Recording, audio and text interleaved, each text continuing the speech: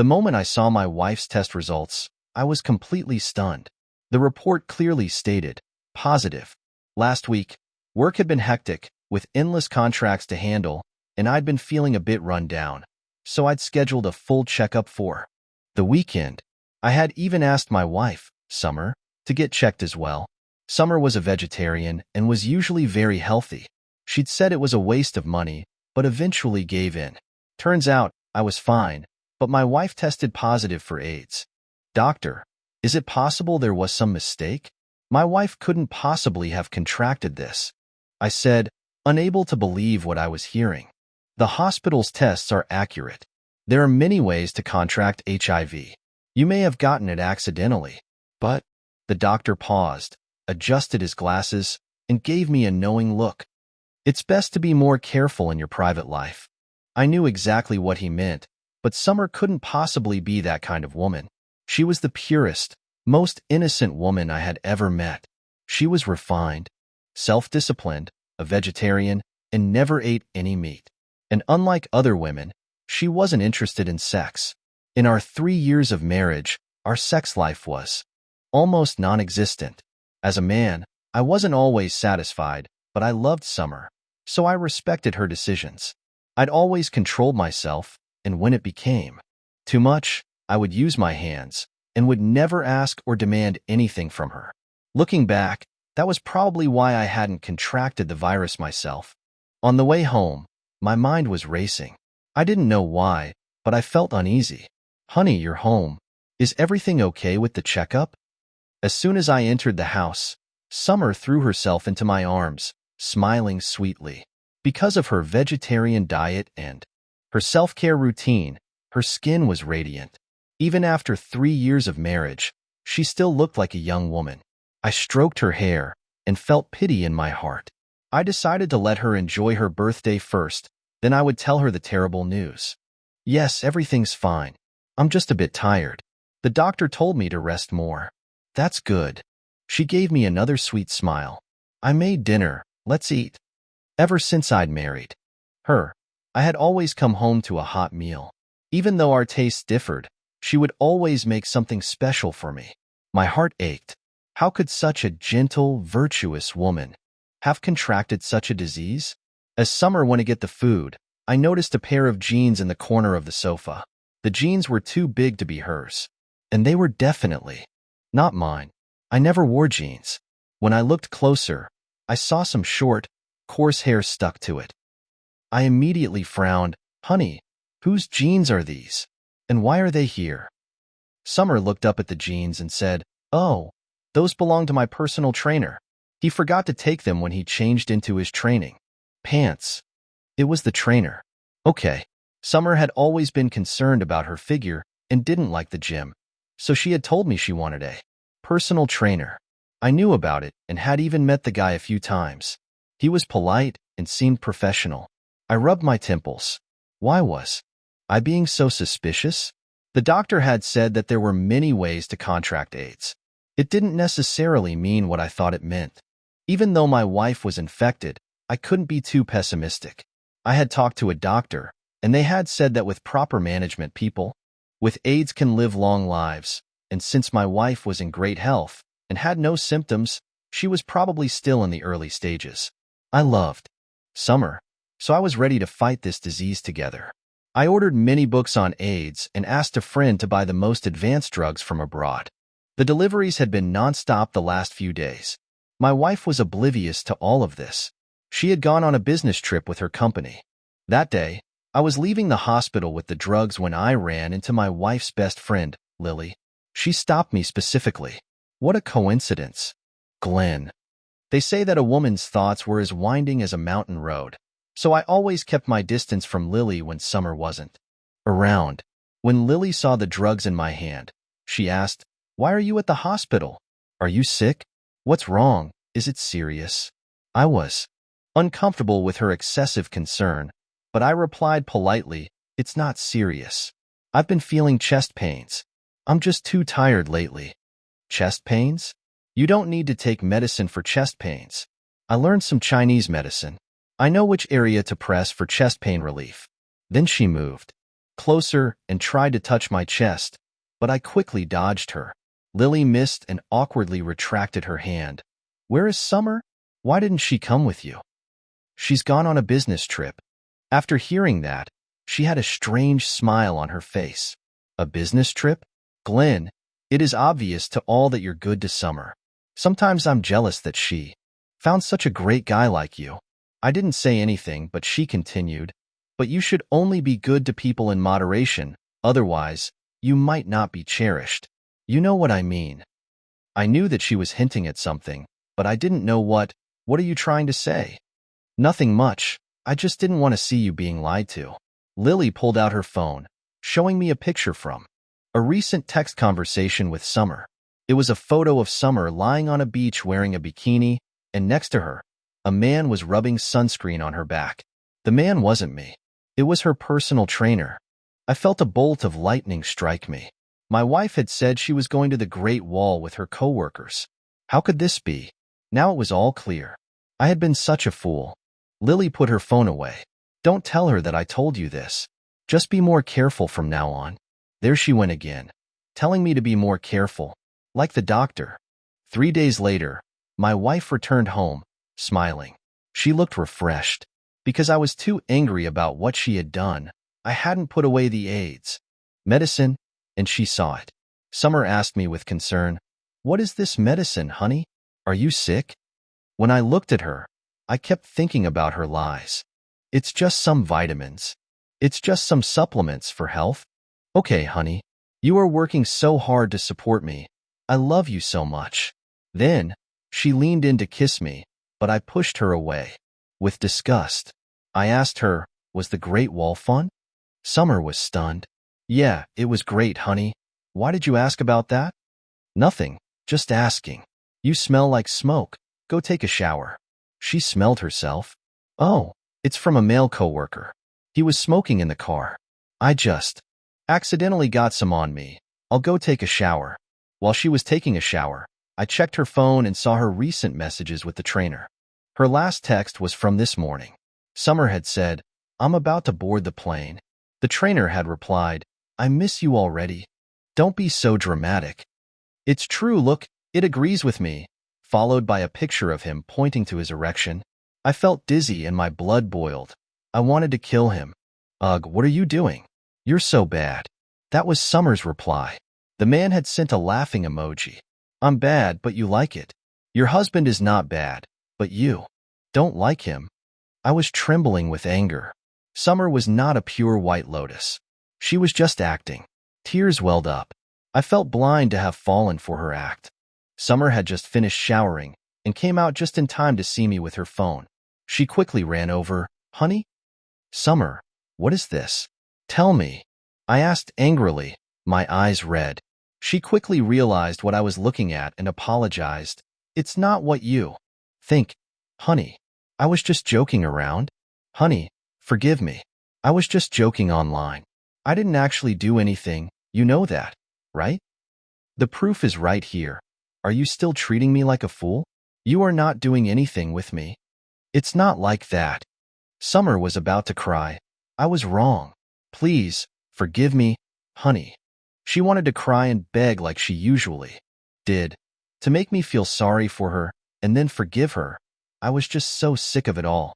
And now I realized that I wasn't eating it up anymore. I said, I find you disgusting, Summer.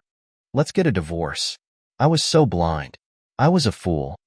Summer stopped wiping her tears and looked at me with shock and disbelief. No, I don't want a divorce. Give me another chance, honey. I promise I'll behave. That night, I moved to the guest room, preparing to sleep there. Summer kept begging me not to get a divorce. She said she loved me and didn't want to leave me. She cried so hard. It was heart-wrenching, but I knew it was all an act. I had become numb to it. After she stopped crying, I opened the door and saw that she was gone, but I could smell perfume. What was she doing? I opened the bedroom door and saw Summer. She was wearing a black lace slip dress, highlighting her figure. Her eyes were red, but she had made up and looked innocent. My eyes were drawn to her, and my breathing slowed down. She took my hand and put it on her chest. Honey, We won't live a sexless life anymore. Let's have a baby. Mom has always wanted to hold a grandchild. She was trying to seduce me to get me to stay. This was an outrage. If I hadn't known about her AIDS, and she had seduced me like this, I probably wouldn't have been able to resist. I would have been infected too. The thought made me shudder. I pulled my hand back. Just go to sleep. The divorce is non-negotiable. I had made up my mind to get a divorce. Summer was throwing a tantrum because she didn't want it. She said she couldn't find a new apartment, so I agreed to let her stay in the house until she found somewhere else. The books and medicines were scattered everywhere. I couldn't help but feel melancholic as I was putting them away. Only days ago, I had been ready to fight AIDS with her. Now, it had all changed. If only Summer hadn't betrayed me, if only she hadn't cheated. How could she do this to me? As I was putting away the delivery boxes, Summer came in and saw the books. She grabbed a book with AIDS on the cover. She also picked up the medicine and read the label. "This is AIDS medicine," she yelled. "Do you have AIDS?" I didn't reply, and then she slapped me in the face.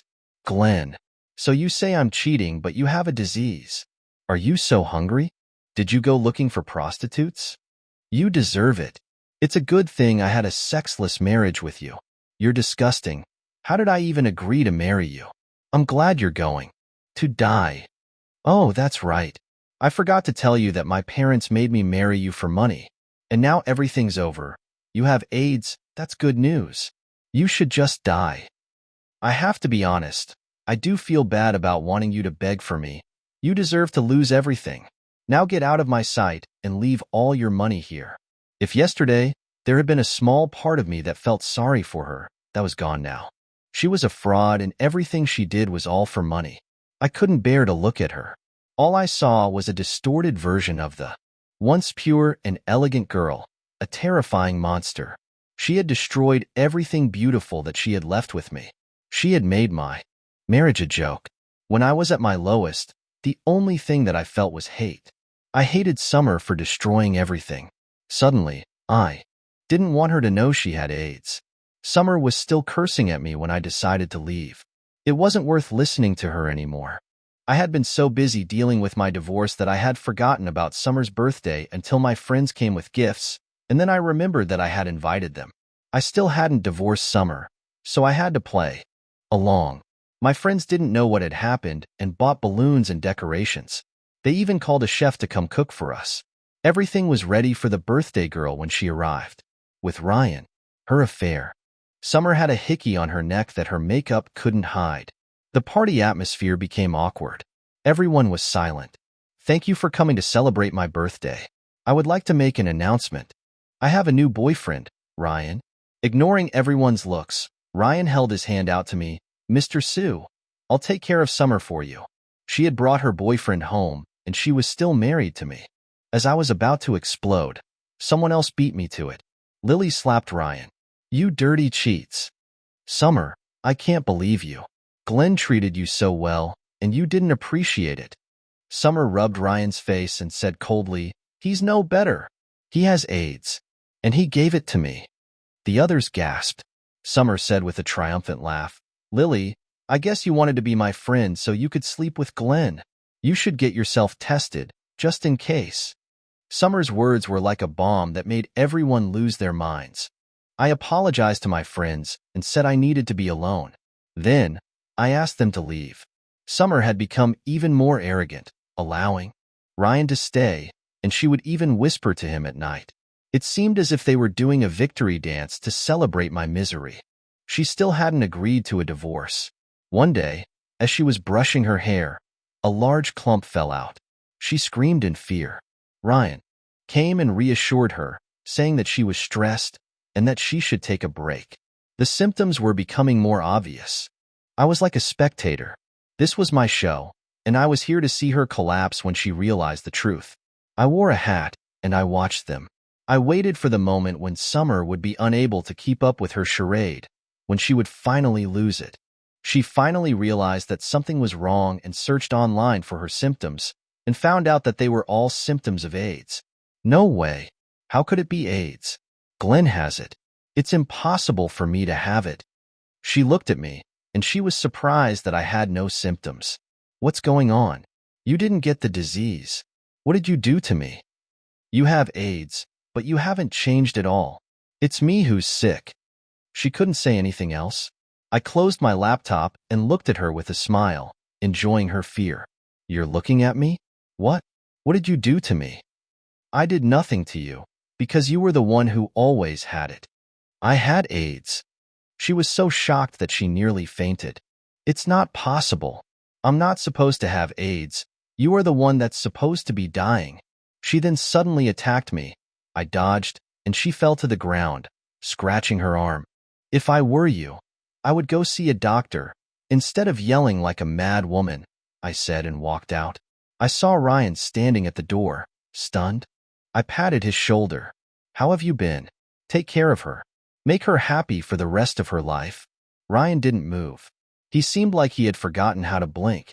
If you don't believe me, look at her online medical records. Summer went to the hospital and was confirmed to have AIDS. Ryan was confirmed as well, but he was still in the early stages. I called Summer's boss and implied something was going on. They fired her the next day. She had spent so much and had nothing left. And now she had no way of making money, and she couldn't even afford treatment. After she was fired, she went to my company, yelling like a crazy woman. Glenn, you're an animal. You got me fired. Who do you think you are? You were just a doormat for me. You were always begging me to marry you. You are a heartless jerk. I had been her doormat. She was beautiful, smart, and well-mannered. No one could take their eyes off her. I had wanted only the best, and Luna seemed like the best. Even though I didn't look great, I had money. So, I had tried everything to get her, making a fool of myself. And when I had finally gotten her, I had thought I had won her heart. I had thought I was the only one she wanted. I had treated her like she was a goddess. I realized how blind I had been. She had turned into a monster. All of my memories of her were now ruined. She had never been the girl that I had thought she was. I asked the guards to take her away. She had come back many times, but was never able to reach me. Finally, one day, she waited for me in the underground parking lot. She was wearing a cap, and her hair was gone. Her clothes were too big for her, and I could see her ribs. Glenn, we are a couple. How can you do this to me? I need money to get better. She begged. I said coldly, I know, but what does it have to do with me? You won't help me?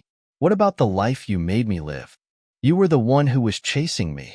I reminded her. She then begged, pleading for me to save her. But I was never going to help her.